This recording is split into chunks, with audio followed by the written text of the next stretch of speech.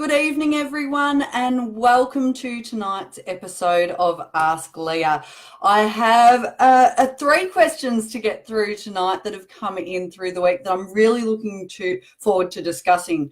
A few different things this week, which is great. And again, as always, if you do have a question for me related to any soft skills, be it communication, mindset, public speaking, resilience, problem solving, teamwork, whatever it is, leadership, feel free to pop it in the comments and I'll do my best to answer it live. But let's get straight into it. The first question tonight actually came through an in-person conversation I had with a friend recently when we were out at dinner.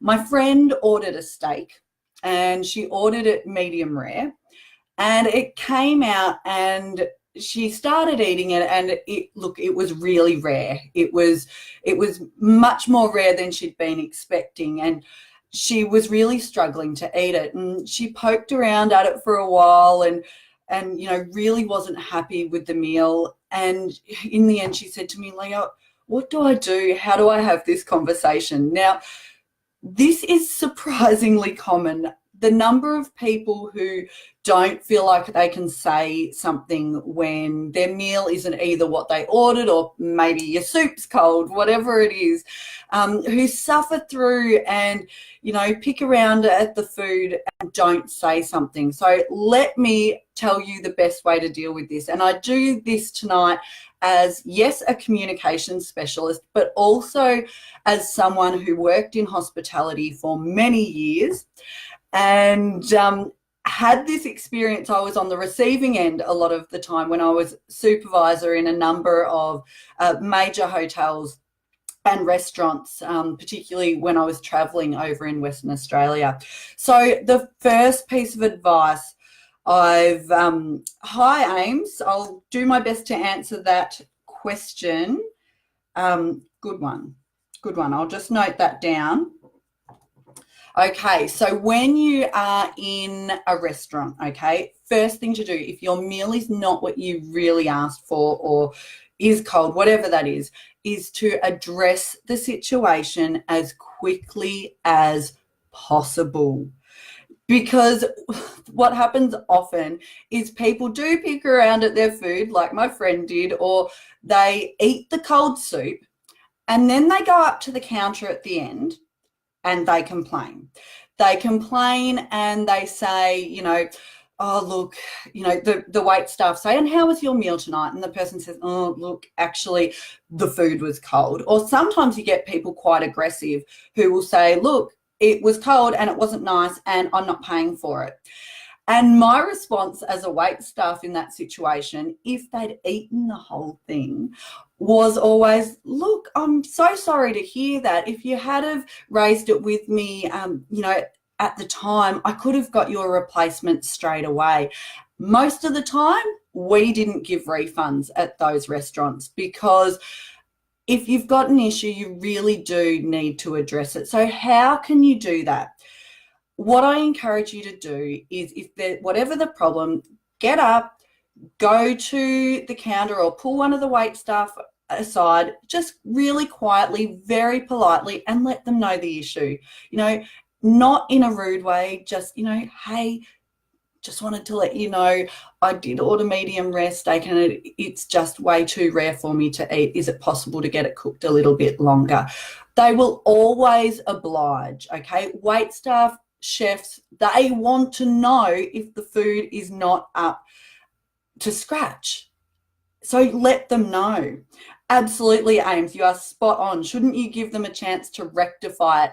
Yes, and this is what all of my hospitality and chef friends say as well, because in the day of social media that we have now, what you also often see is people who don't say anything to the wait staff or the chef at the restaurant at the time, but guess what? They get home, they jump onto Facebook and they rant and rave, leave a 1-star review saying, "Never go to this place, the food was terrible."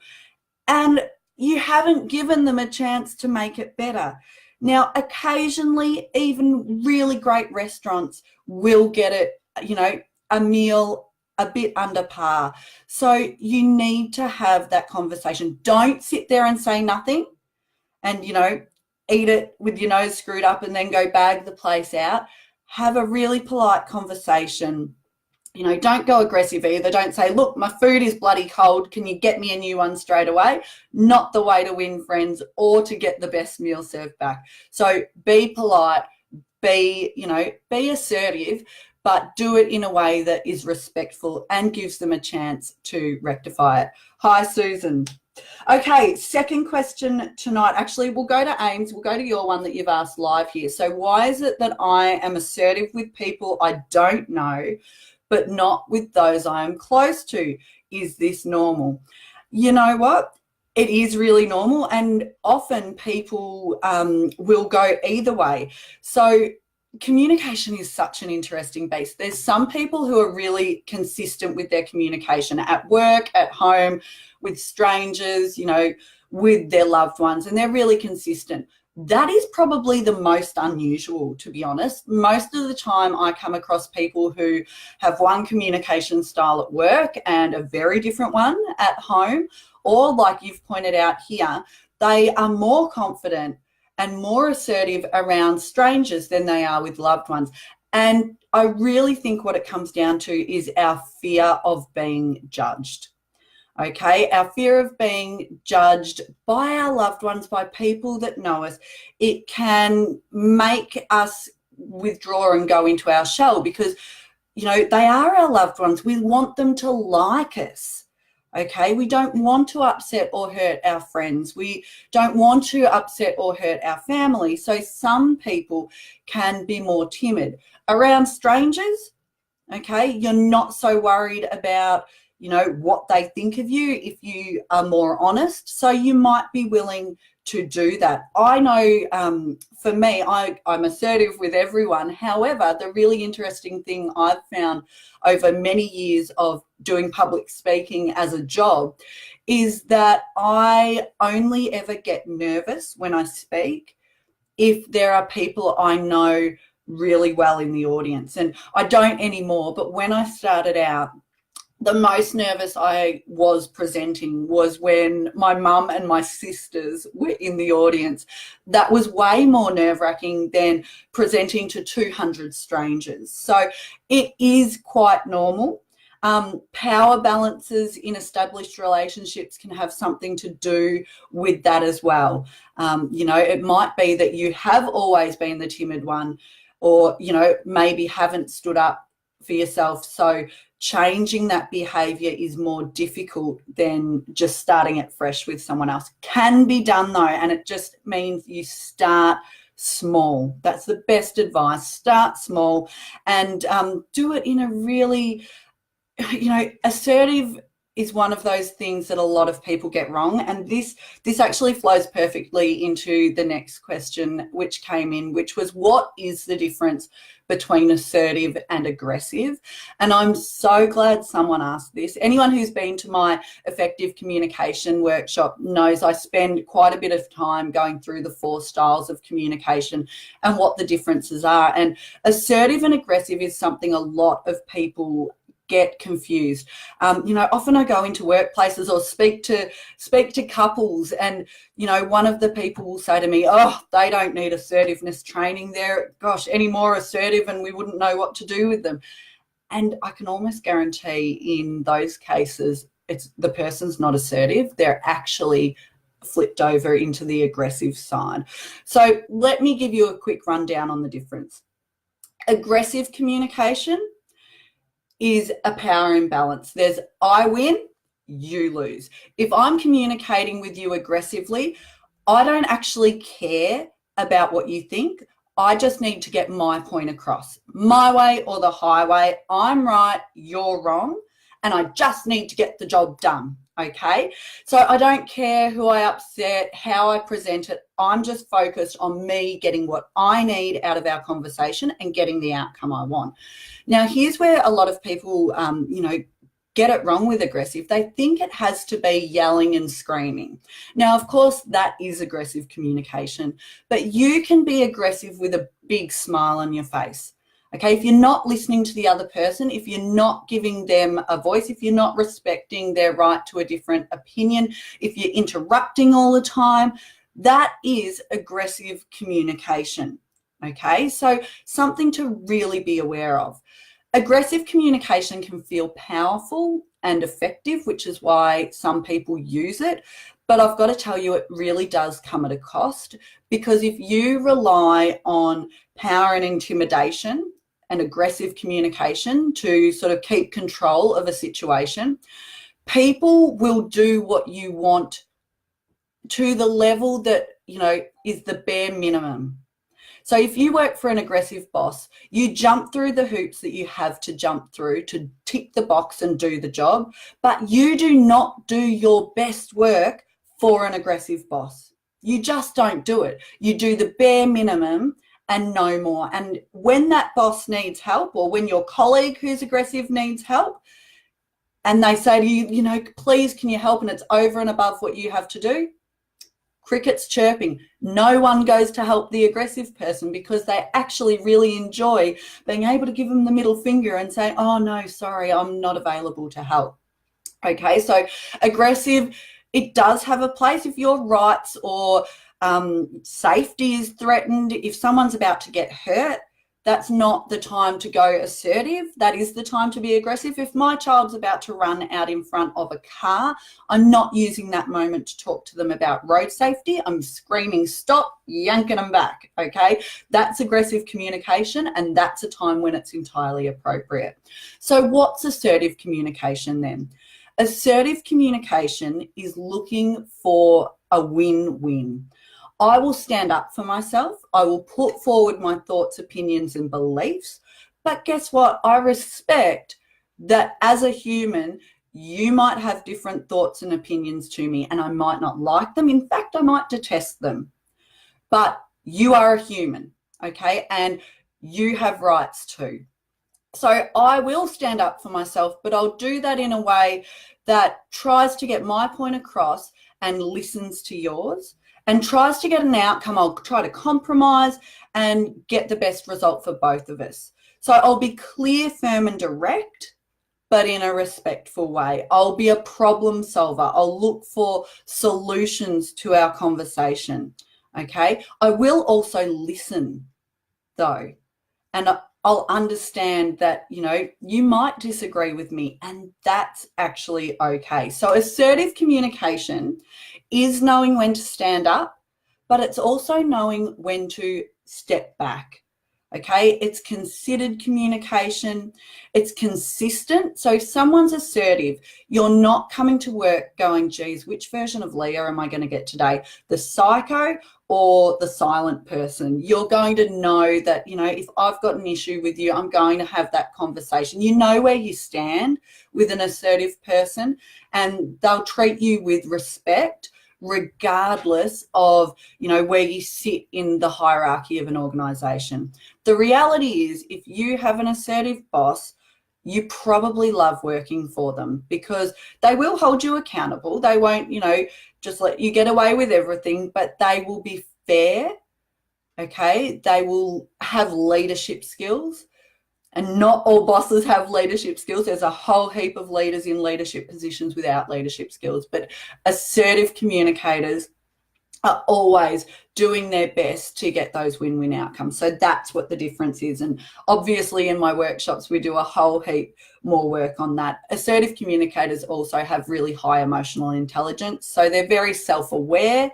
They adapt and adjust their communication, and they can regulate their emotions. So even when they're very angry, they can keep a lid on that and have reasonable conversations. The last question I'll address tonight, if there's no others coming through, is about having difficult conversations. I actually had a few people contact me through the week, some asking about how to deal with bullying bosses, others raising some questions about how to have difficult conversations in general. And, you know, if that's something you'd like to work on, I do have my Don't Shoot the Messenger workshop coming up at RACV Resort in Inverloch at the end of October. Half the tickets have sold for that already. So if you want to get on board, make sure you do that. But the top piece of advice I have for difficult conversations is similar to if your food's not right at the restaurant. Have conversations early, people. And I get a lot of people hate conflict, so they avoid it, but it just makes it grow. I know I bang on about this all the time, but it is so important. If someone's behavior is out of line to you, if someone's not treating you well, whatever it is, the best thing you can do is address that with them as quickly after the incident as possible. Now, if you're in a team meeting and the boss, condescends you or behaves in a way that is totally out of line, you may not address it with them in that moment, because, that can often create a bit of an incident or situation with people losing face. But I absolutely would really encourage people to have very respectful conversations as quickly as possible, because the longer you leave it, the bigger the issue grows. And sometimes the behaviour keeps repeating, and then you do have this massive bullying incident or whatever it is. And I know a lot of people say to me, yeah, but I don't have the confidence to have those conversations. And, it's not about confidence. It is about courage. And it's about having the structure around how you have that conversation. And that actually gives you that courage to have it. So, it's really important to take as much of the emotion out as possible, and then to make sure you're using specific examples to highlight the behavior. So whatever you do, don't have a conversation with someone where you say, you're so unreasonable, or you're such a bully, or you're too aggressive, without grounding that in fact and reality. So it might be a conversation of, hey, wanted to have a chat with you about the meeting we had the other day. When you cut me off, when on the, maybe it was a conference call, when I was speaking, I'm not sure if you realised I hadn't finished, I was still going, and you jumped in over the top of me. So, you're giving an example. You might, prefacing it in, even if you think it was deliberate, you can say, look, not sure if you realised I was still going, or I'm sure it wasn't your intention. You are staying hard on the issue, soft on the person, because here's the thing. A lot of the time we make assumptions about what someone else is doing. So we make assumptions that maybe someone has cut us off, and they may well have, and we think it's all about them being rude. And sometimes it's not. Sometimes it is that they got excited and jumped in and didn't realise you hadn't finished. I'm not saying that's the case all the time. There are people that, do enjoy condescending and doing those power plays on others. But if you have a conversation early and you address it in a reasonable way, it is your best chance of avoiding conflict down the track, okay? Communication, it is hard, but you can learn a whole heap of tips and tricks to make it easier. And that's what I do. I help people get out of their own way, because soft skills really are the hard stuff. So thank you everyone for tuning in. I'd love to get some more questions to answer for next week. So do shoot them through, pop them in the comments, or private message me, and I will do my best to get back to you. Big shout out to everyone who came along to my personal effectiveness workshop yesterday in Traralgon. We had a cracking great day, did work on everything from time management to values. And I want to leave you tonight with an activity that I actually did with another group late last week, and some of you would have seen my post on this. I ran the happiness choice for a local government organisation, and the challenge that I set people at the end of that was to do a random act of kindness, because not only does it make other people good, it makes you happier too. And for everyone tuning in who's still with me now, that's my challenge to you. School holidays are about to start. It's a great thing to get your kids involved in. Ask them, see if you can cook up some great acts of kindness that you can do during the school holidays. And if you do that and pick something, it might be buying an extra coffee at the coffee shop and giving it to the next person who walks in. It doesn't have to cost money. It can be free. But if you do something, I'd love to hear them. Make sure you tune in next week and let me know how you went. Cheers, everyone. Have a great night.